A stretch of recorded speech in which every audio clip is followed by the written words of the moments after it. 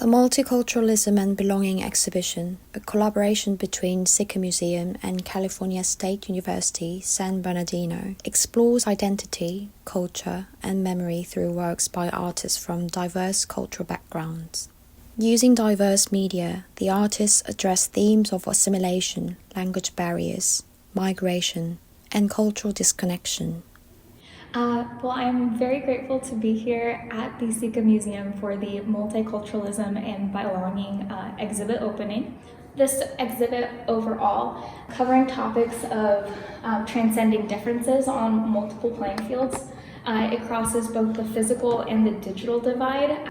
We also have been crossing language barriers with interacting with so many different artists. There's the divide between time and space, in that this exhibit has been shown both at the Cal State campus in California and at the CICA Museum in Gimpo, Korea. So working with artists from so many different backgrounds must have been really interesting.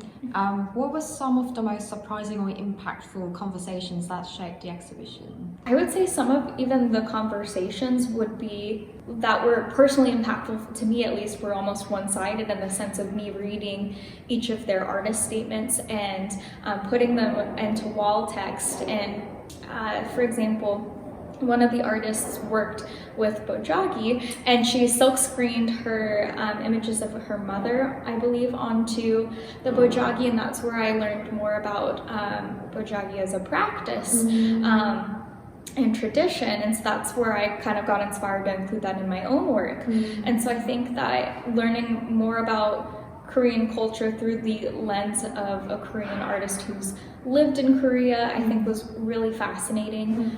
My work describes both a level of appreciation and awe for my culture, but also levels of disconnect, having been a second-generation immigrant and also someone who comes from two different cultural backgrounds, and how I seek to mitigate that. So in my work, Diverse as the Sand, I depict how one's dreams must be like larger than life in a city that's so diverse and teeming with people. It's a cultural melting pot. You almost have to think bigger and grander for your voice to be heard. And as immigrants, you're often pressured to assimilate faster and grow up more quickly. And so looking towards my father's and mother's experiences with that, I look at how the childlike arena, their playground, becomes more forced to adult quicker. In this image, my sister is playing with a sand castle, but it's the Los Angeles skyscraper. In the next one, playing with toy cars on the 710 freeway. It's one of the Los Angeles highways, and you have these dreams of kind of the freedom associated with being able to drive a car and explore the urban landscape.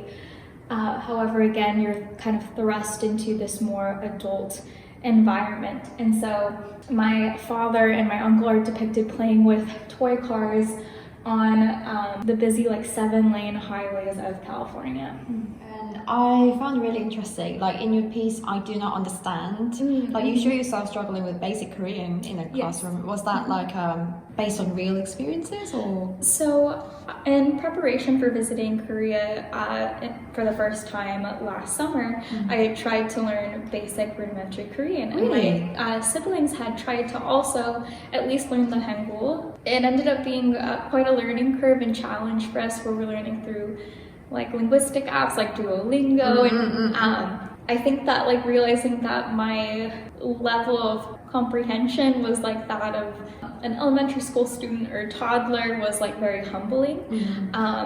And kind of not knowing where to begin, and realizing you're at the ABC's level of understanding. So I have this quote from Mary LeCron Foster: "Without symbolism, there would be no culture." So it relies on the notion that humans can form analogies and relate different things to one another. So its culture is made up from a network, essentially, of symbols.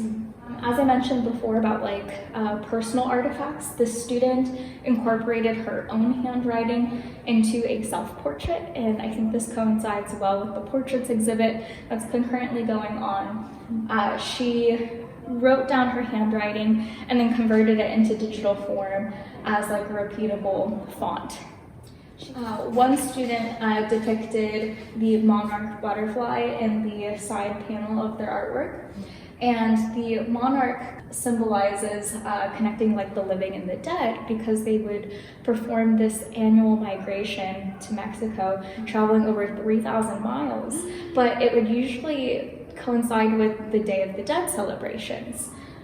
And so I think that in itself too, the color of the monarch is really interesting because it has these black and white kind of heavier elements, but also these pops of color, and I think that also coincides with life and death.